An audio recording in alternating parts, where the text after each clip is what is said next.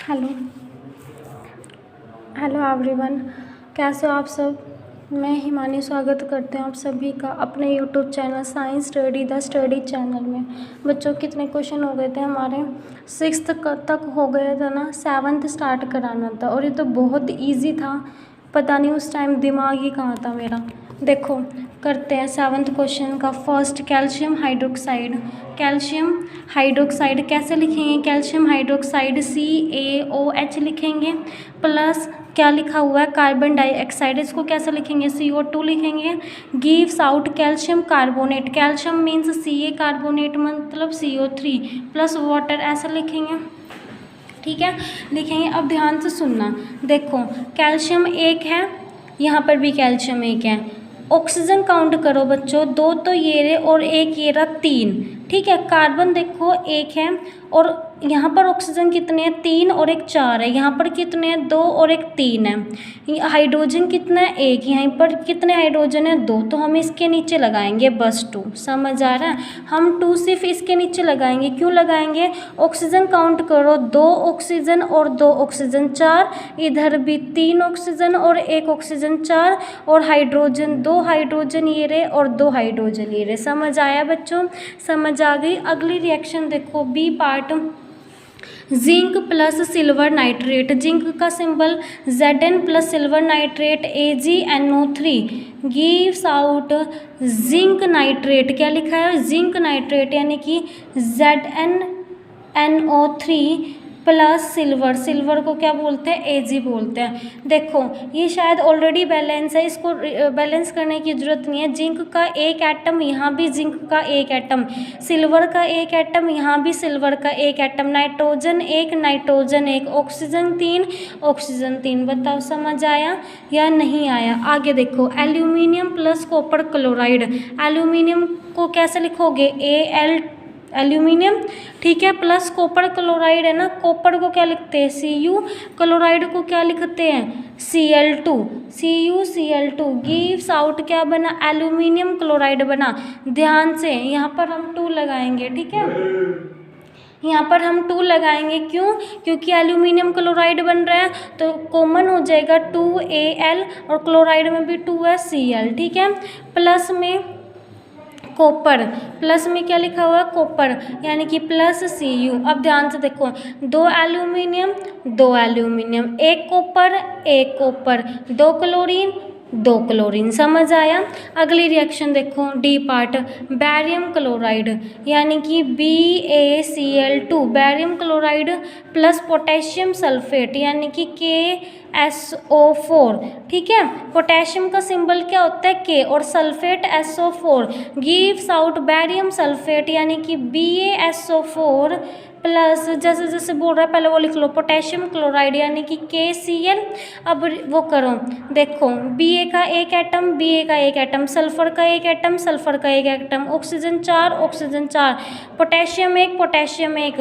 क्या क्लोरीन यहाँ पर नहीं है तो हम K2 लगा देंगे। K2, K के नीचे 2 लगा देंगे। क्यों? क्योंकि ये इसके साथ रिएक्ट करेगा तो यहाँ ये कॉमन लग जाएगा। समझ आ रहा है? यहाँ ये कॉमन लग जाएगा, 2 पोटेशियम का भी और 2 क्लोराइड का भी। बताओ आ गया समझ में?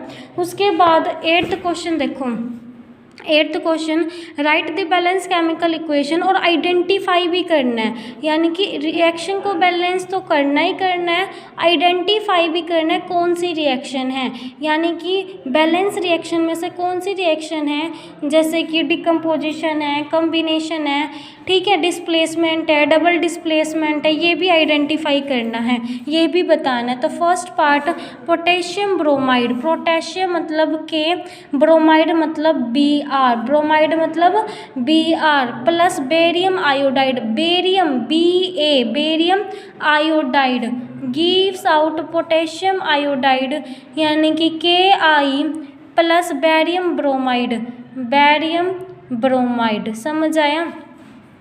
अब देखो इसको ध्यान से देखना, हम कहाँ क्या लगाएंगे।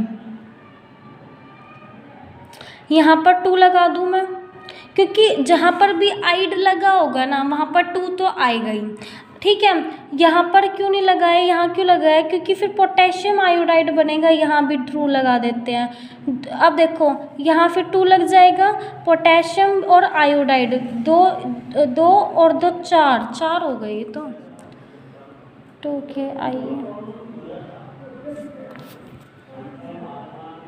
यहाँ 4 लिख लो, 4Ki, ठीक है।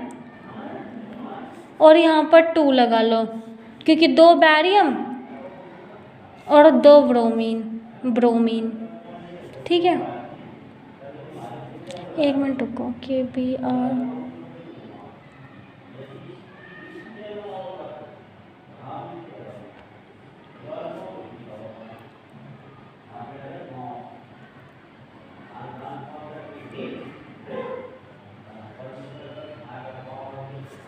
यही ठीक है, ठीक है, समझ आ गया। उसके बाद अगला देखो, जिंक कार्बोनेट ZnCO3 कार्बोनेट को CO3 गिव्स आउट, यहाँ पर ना ये हीट की प्रेजेंस में होगा, ये अच्छा हाँ, इसका नाम बताना, इसका नाम बताओ। ये इसके साथ रिएक्ट करा, ये इसके साथ रिएक्ट करा, डबल यानी कि कौन सी रिएक्शन है ये, डबल डिस्प्लेसमेंट, कौन सी है, डबल डिस्प्लेसमेंट रिएक्शन है, ठीक है। यहाँ देखो ये ZnCO3 टूट रहा है जिंक ऑक्साइड में और कार्बन डाइऑक्साइड में, तो ये डिकम्पोजिशन रिएक्शन है। ZnCO3 ZnO में टूट रहा है ऑक्साइड में, और CO2 में टूट रहा है, जिंक ऑक्साइड, ठीक है। अब ध्यान से सुनो, जिंक का एक एटम, इधर भी जिंक का एक एटम, कार्बन का एक एटम, कार्बन का एक एटम, ऑक्सीजन 3, 2 और 1 3, तो ये बैलेंस हो गई, ये ऑलरेडी बैलेंस है। और इसका नाम क्या है, देखो एक कंपाउंड टूट रहा है 2 या 2 से ज़्यादा एलिमेंट में, ठीक है, तो इसका नाम क्या हो गया, decomposition reaction, decomposition reaction. Third part देखो क्या लिखा हुआ है, हाइड्रोजन प्लस क्लोरीन, यानी कि hydrogen plus chlorine, Cl2 gives out hydrogen chloride, इस दो इसके कॉमन ले लिया 2HCl। ये देखो इन दोनों को जोड़ के एक कंपाउंड बना है, इन दोनों को जोड़ के, 2 एटम को दो एलिमेंट को जोड़ के एक कंपाउंड बना है, तो ये कौन सी रिएक्शन है, कॉम्बिनेशन रिएक्शन। डी पार्ट देखो, magnesium plus hydrochloric acid, magnesium Mg plus hydrochloric acid को लिखते हैं HCl, स्ट्रॉन्ग एसिड होता है ये। मैग्नीशियम क्लोराइड यानी कि MgCl गिव्स आउट हाइड्रोजन, और हाइड्रोजन हमेशा H2 की फॉर्म में एग्जिस्ट करता है।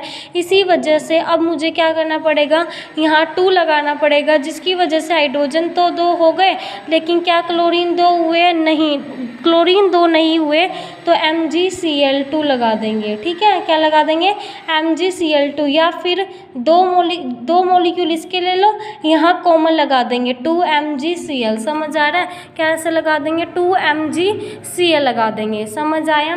उसके बाद हो गया, ये क्वेश्चन भी हो गया। ये कौन सी रिएक्शन है, इसने इसके साथ रिएक्ट करा, तो ये है डिस्प्लेसमेंट, कौन सी, डबल डिस्प्लेसमेंट नहीं, only displacement reaction. Displacement reaction के बारे में मैंने आपको अच्छे से बता रखा है, आप पीछे की वीडियोस देखना, जिसमें मैंने चैप्टर में ये रिएक्शंस अच्छे से आपको समझा रखी है। अगर वहाँ आपको समझ में आ गई तो ये करने में, क्वेश्चंस करने में आपको कोई भी प्रॉब्लम नहीं होगी, ठीक है। अगला क्वेश्चन देखो, what does one mean by exothermic and endothermic reaction, give example. ये मैंने आपको करा रखा है। एक्सोथर्मिक में क्या होता है, हीट बाहर निकलती है, और एंडोथर्मिक में क्या होता है, हीट अंदर आती है। जिस रिएक्शन में हीट इवोल्व्ड आउट हो जाए उस रिएक्शन को क्या बोलते हैं, एक्सोथर्मिक बोलते हैं। और जिस रिएक्शन में हीट इन्वॉल्व हो उस रिएक्शन को एंडोथर्मिक बोलते हैं। क्या बोलते हैं, एंडोथर्मिक बोलते हैं। एग्जाम्पल मैंने आपको करा रखा है, अच्छे से कर लेना, ठीक है। अब देखो क्वेश्चन 10th क्या कहता है कि रेस्पिरेशन को जब हम सांस लेते हैं, छोड़ते हैं, जो भी है, रेस्पिरेशन जब करते हैं तो उसको एक्सोथर्मिक रिएक्शन में क्यों काउंट करते हैं, मतलब why is respiration considered an exothermic reaction, respiration को एक्सोथर्मिक रिएक्शन में क्यों कंसीडर किया जाता है, एक्सप्लेन करो। देखो अब ध्यान से सुनो, एक्सोथर्मिक रिएक्शन क्या होती है बच्चों, जिसमें हीट बाहर निकले, जिसमें हीट इवोल्व हो, उसी को तो एक्सोथर्मिक बोलते हैं। अब मेरे को एक बात बताओ आप, जब हमारे शरीर में जब हम कोई भी काम करते हैं तो उससे गर्मी लगती है हमें, क्यों, हमारे शरीर की एनर्जी वेस्ट होती है किसी भी काम करने में, जिससे हमारी बॉडी में हीट प्रोड्यूस होती है। क्या प्रोड्यूस होती है हमारी बॉडी में, हीट प्रोड्यूस होती है। अब हीट प्रोड्यूस होगी तो हमारी बॉडी का टेम्परेचर बढ़ जाएगा। जब हीट प्रोड्यूस होगी, जैसे एक बात बताओ तुम मेरे को, जब हम दौड़ते हैं, ठीक है, बहुत तेज़ दौड़ रहे हैं और फिर थकान चढ़ जाती है हमें, हम ऐसे करते हैं, मतलब वो क्या करते हैं, सांस चढ़ जाते हैं, ठीक है, तो हम बहुत ज़ोर से हाँफते हैं ना, हमारी बॉडी में हीट प्रोड्यूस हो रखी होती है, उस टाइम हम हाँफते मतलब हमारी बॉडी से वो हीट बाहर निकलती है। मुंह खोल के हम हाँफते हैं ना, जब दौड़ के आते हैं मुंह खोल के हाँफते हैं बच्चों, तो जो हमारे अंदर हीट प्रोड्यूस हुई है, हीट कैसे प्रोड्यूस हुई, एनर्जी वेस्ट करने से, वेस्ट मतलब एनर्जी यूज़ करने से, एनर्जी का यूज़ करने से हमारी बॉडी में क्या हुआ, हीट प्रोड्यूस हुई तो हमने बहुत तेज़ सांस ली, मुंह खोल के हाँफते तो क्या हुआ, सारी हीट बाहर निकल गई। इसी वजह से रेस्पिरेशन प्रोसेस को क्या बोलते हैं, कि रेस्पिरेशन में एक्सोथर्मिक रिएक्शन इन्वॉल्व है। क्या है, एक्सोथर्मिक, समझ आ रहा है, क्योंकि हीट जब हम रेस्पायर करते हैं, तेज सांस लेंगे हम, उस टाइम पे तेज सांस लेंगे तो हीट कहाँ जाएगी, बाहर जाएगी, हीट बाहर जाएगी। तो रेस्पिरेशन प्रोसेस में कौन सी रिएक्शन होती है, एक्सोथर्मिक रिएक्शन होती है। कौन सी होती है, एक्सोथर्मिक, समझ आया। उसके बाद why are decomposition reaction called the opposite of combination reaction, decomposition reaction को कम्बिनेशन रिएक्शन की उल्टी क्यों कहा जाता है, मैंने आपको बता रखा है। कम्बिनेशन क्या होता है, दो या दो एलिमेंट से ज़्यादा जब हम उसको कंबाइन करते हैं, एक कंपाउंड बनता है, उसको कम्बिनेशन रिएक्शन बोलते हैं। डिकम्पोजिशन किसको बोलते हैं, वही कंपाउंड टूट जाता है दो या दो से ज़्यादा एलिमेंट में, इस वजह से डिकम्पोजिशन रिएक्शन को किसकी उल्टी रिएक्शन बताया जाता है, कॉम्बिनेशन रिएक्शन की अपोजिट रिएक्शन बताया जाता है, ठीक है। उसके बाद देखो क्वेश्चन 12 देखो, राइट वन इक्वेशन, एक इक्वेशन लिखनी है डिकम्पोजिशन रिएक्शन की, जहां पर एनर्जी सप्लाई हो रही है, किसकी फॉर्म में सप्लाई हो रही है, हीट की फॉर्म में, या हीट की फॉर्म में भी एक ऐसी रिएक्शन और लिखनी है जिसमें डिकम्पोजिशन रिएक्शन लिखनी है, दोनों, ठीक है, एक हीट की फॉर्म में और एक लाइट की फॉर्म में, या फिर कह सकते हैं, और लिखा है ना, चाहे तो लाइट बोल लो चाहे इलेक्ट्रिसिटी बोल लो, समझ आया ना। तो अब ध्यान से सुनना, एक रिएक्शन तो किसकी फॉर्म में लिखनी है, हीट की फॉर्म में लिखनी है, हीट की फॉर्म में लिखनी है, किसकी रिएक्शन लिखनी है, डिकम्पोजिशन की। डिकम्पोजिशन का मतलब हमें एक ऐसा कंपाउंड लिखना है, उस कंपाउंड को फिर तोड़ना है, किसकी प्रेजेंस में तोड़ना है, तो हीट की प्रेजेंस में तोड़ना है। किसकी प्रेजेंस में तोड़ना है, हीट की प्रेजेंस में, यानी कि कैल्शियम कार्बोनेट क्या है, कंपाउंड है। अब हम इसको जब हीट करेंगे ना, हीट का सिंबल ही होता है, जब हम इसको हीट करेंगे तो ये टूट जाएगा एलिमेंट्स में, CaO में प्लस CO2 में, कैल्शियम ऑक्साइड में टूटेगा, कैल्शियम ऑक्साइड, और ये क्या है, कार्बन डाइऑक्साइड है, कार्बन डाइऑक्साइड, ये क्या है, कैल्शियम कार्बोनेट है, ठीक है।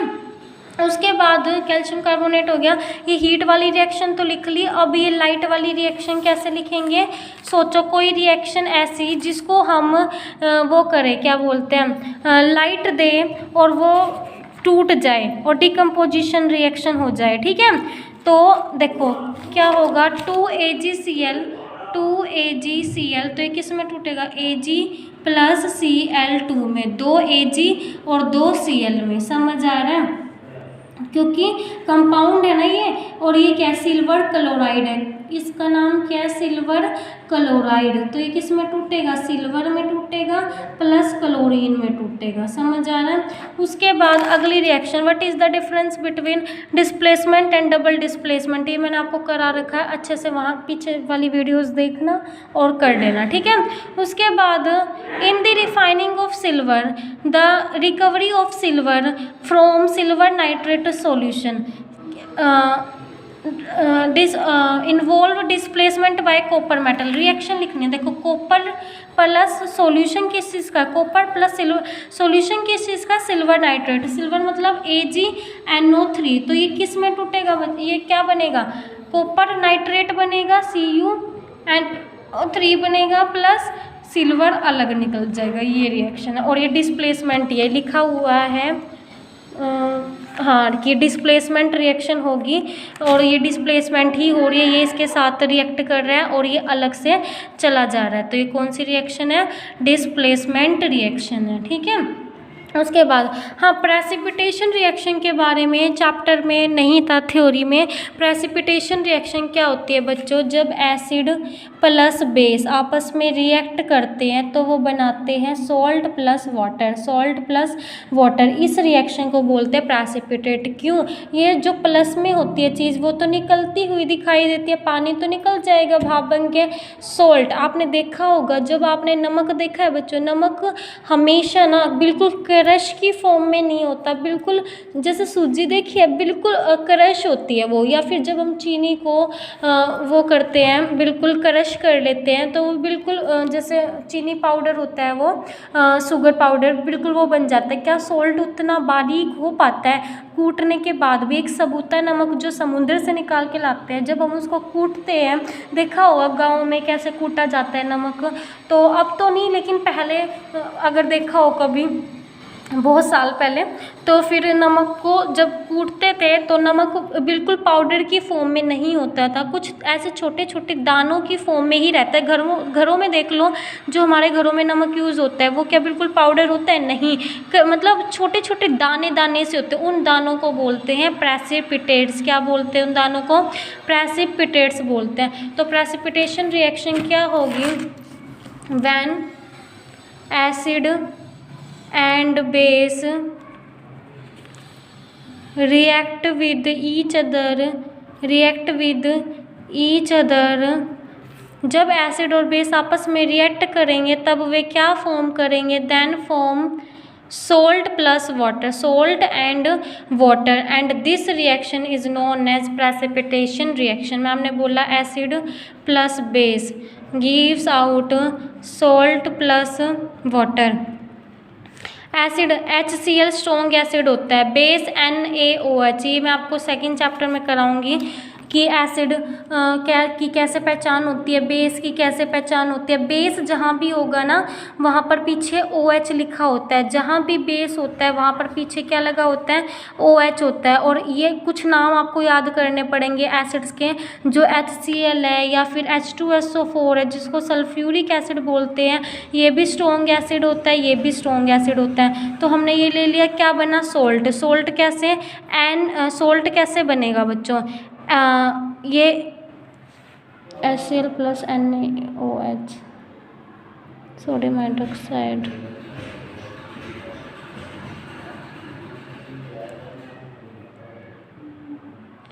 एसिड एंड बेस,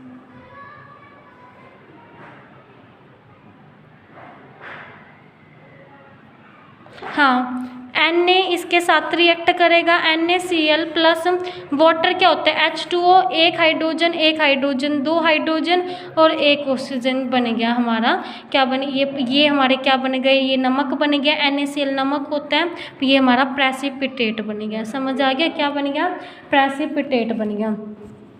मैम ने ये ऑक्सीडेशन रिडक्शन आपको करा रखा है अच्छे से। ऑक्सीडेशन क्या होता है, gain of oxygen and removal of hydrogen. Reduction क्या होता है, gain of hydrogen and removal of oxygen. ठीक है, एक शाइनी ब्राउन कलर का एलिमेंट है X, जब हम उसको हीट करते हैं एयर में तो वो ब्लैक कलर का हो जाता है। तो उस एलिमेंट का नाम बताओ जिस एलिमेंट को जब एयर में जलाते हैं यानी कि ऑक्सीजन के साथ जलाया जाता है तब वो ब्लैक कलर का हो जाता है। तो उसका नाम है बच्चों कॉपर। उसका नाम क्या है? कॉपर। कॉपर को जब हम ऑक्सीजन की प्रेजेंस में जलाएंगे तो वो कॉपर ऑक्साइड बनेगा और ये ब्लैक कलर का बनता है। कौन से कलर का? ब्लैक कलर का। तो उस एक्स एलिमेंट का नाम क्या है? उस एक्स एलिमेंट का नाम है कॉपर, और कॉपर का सिंबल Cu। समझ आया? उसके बाद why do we apply paint on iron articles. मैंने आपको कल शायद परसों बताया था कि आयरन आर्टिकल्स पे, लोहे की चीज़ों पे पेंट क्यों किया जाता है? ताकि जंग लगने से उन्हें बचाया जा सके, ताकि जंग ना लग जाए उन पर, रस्टिंग ना हो जाए। समझ आ रहा है? इसीलिए पेंट को या गिरीस को, ऑयल को लगाया जाता है आयरन आर्टिकल्स पे, क्योंकि जैसे ही वो हवा के कांटेक्ट में या पानी के कांटेक्ट में, मॉइस्चर के कांटेक्ट में आएंगे तो उनके ऊपर कोटिंग होनी स्टार्ट हो जाती है, ब्राउन कलर की कोटिंग होनी स्टार्ट हो जाती है, जिसको जंग कहा जाता है कि लोहे पर जंग लग गया। समझ आ रहा है? Oil and fat containing food items are flush with nitrogen. Why? इसमें लिखा हुआ है कि जो ऑयल और फैट चीज़ें होती हैं उनके अंदर नाइट्रोजन गैस क्यों भरी होती है पैकेट्स के अंदर? ये भी मैम ने आपको बताया था, ताकि वो चीज़ें ऑक्सीडाइज ना हो जाए, ताकि वो चीज़ें क्या ना हो जाए? ऑक्सीडाइज ना हो जाए। कोरोजन बताओ फटाफट। Rusting of iron is known as corrosion. लोहे पर जंग लगने की जो प्रक्रिया होती है उसी को कोरोजन बोलते हैं। ठीक है।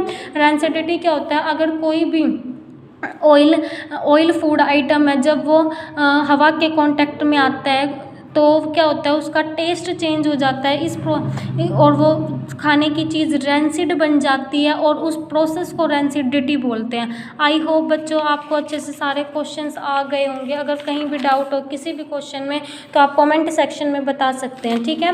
हम मिलते हैं कल सेम जगह सेम मैम के साथ और इतने प्यारे बच्चों के साथ। तब तक के लिए आप अपना ध्यान रखिए और खूब हंसते खेलते रहिए। Okay bye, take care.